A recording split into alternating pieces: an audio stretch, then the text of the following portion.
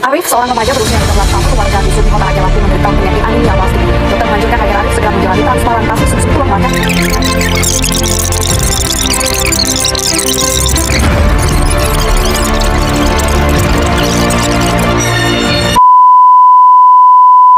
Assalamualaikum warahmatullahi wabarakatuh. Perkenalkan, kami siswa Kaltek 2 Jatilawang atas nama Dedekwa Dutia dan rekan saya Eka Fajriatun Nikma dari kelas 12 Analis Kesehatan 2. Kami di sini membuat video penyuluhan kesehatan, yaitu pencegahan anemia dalam rangka materi BKM, yaitu Bina Kesehatan Masyarakat. Tujuan kami melakukan penyuluhan itu agar semua masyarakat dapat mengetahui definisi, penyebab, tanda gejala, faktor risiko, cara mengatasi, dan pencegah anemia. Ayo simak video penjelasan berikut. Berdasarkan data Riskes tahun 2018, prevalensi anemia pada remaja sebesar 32%. Artinya, 3-4 dari 10 remaja menderita anemia. Kalian tahu apa nggak siapa itu anemia? Anemia merupakan kondisi mikro yang terjadi di Indonesia, di mana data kelompok anak-anak balita, anak-anak sekolah, remaja, dan ibu hamil atau orang dewasa sering mengalaminya.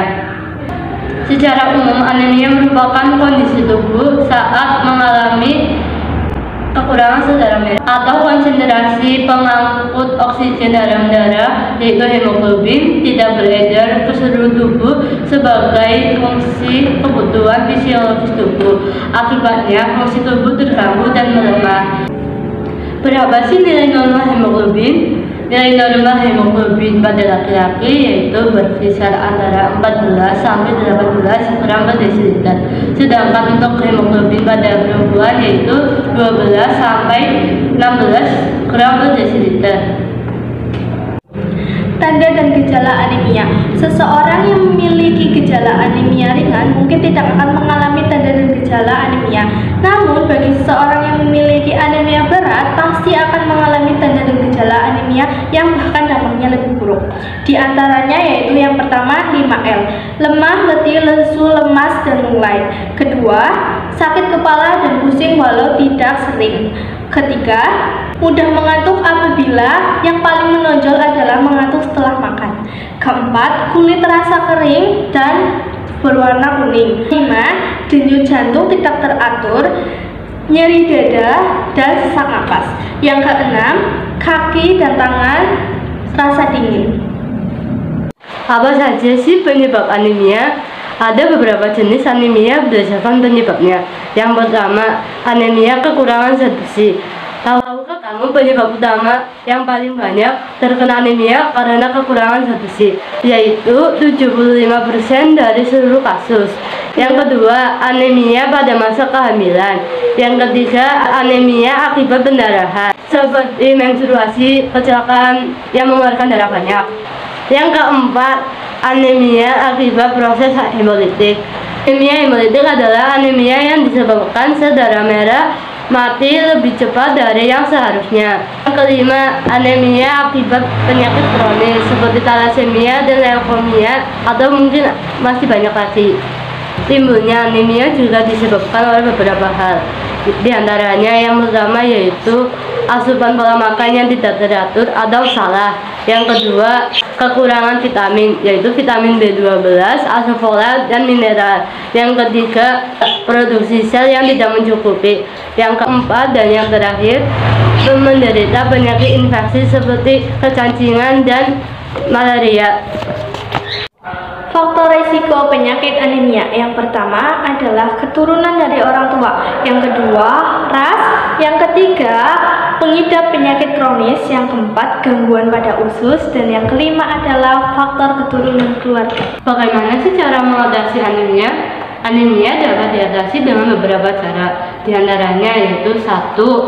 Mengkonsumsi tablet penambah darah bagi remaja putri minimal dalam 1 minggu sekali dan di hari yang sama atau waktu yang sama. Misalnya minum hari Senin, berarti minggu depannya minum hari Senin. Yang kedua, melakukan transfusi darah. Yang ketiga, melakukan transplantasi sumsum tulang belakang.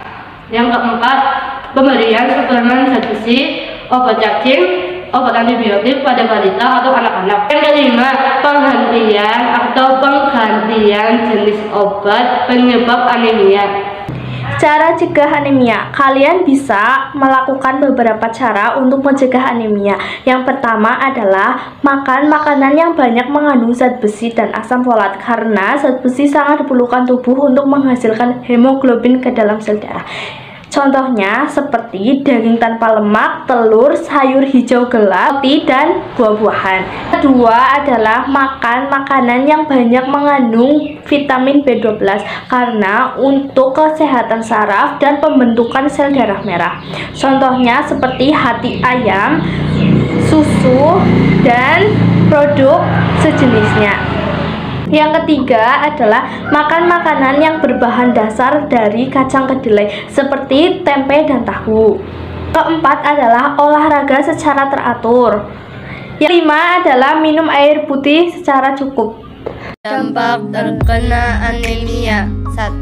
Menurunnya kemampuan belajar. 2. Daya tahan tubuh menurun. 3. Menurunnya kebugaran dan produktivitas tubuh. 4. Memiliki resiko lebih tinggi mengalami masalah saat hamil dan melahirkan. Dede, apakah kamu takut terkena anemia? Takutlah, apalagi setelah mengetahui dampaknya. Jadi kita akan terkena penyakit kronis, hilangnya konsentrasi belajar ketika kita sekolah, tahan tubuh kita akan menurun. Eka, apakah kamu sudah menerapkan pencegahan anemia seperti penjelasan video tadi?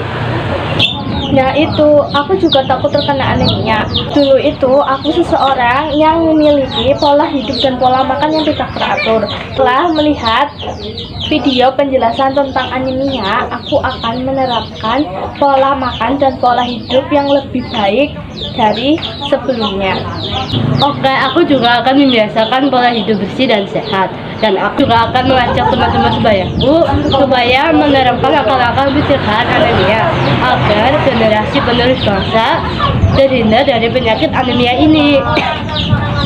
Terima kasih telah menonton video kami mengenai penyuluhan cegah anemia.